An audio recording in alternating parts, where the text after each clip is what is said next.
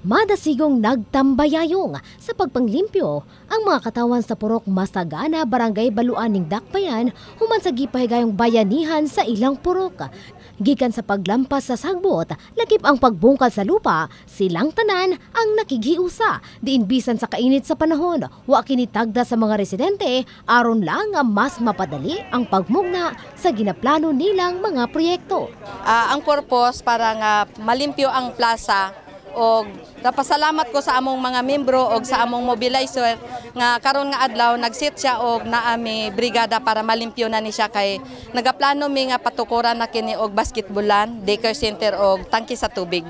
Nasutang nagkadako na matud pa ang populasyon sa mga residenteng danimuyo sa Purok Masagana sa maong barangay. Hinungdan nga mihimo na lamang silag inisyatibo aron mas duol na usab ang lakawon sa mga batang mutungtungay sa preschool ug dili na mahasol pa ang mga ginikanan sa kalayo sa pagsundo kanila. Mas okay pod nga naay daycare center dire kay para dili pod budlay sa mga nanay nga moadto mi dito og sentro barangay kay siyempre medyo malakaw-lakaw pod nila pero kung naay daycare center dire na lang. Dakong pasalamat ang gibati karon sa mga residente tungod mas napadali ang ilang bayanihan sa mainitong pag-awhag pinaagi sa brigada, partikular na sa Brigada News FM nga nahimong tulay sa nagmalampusong bayanihan.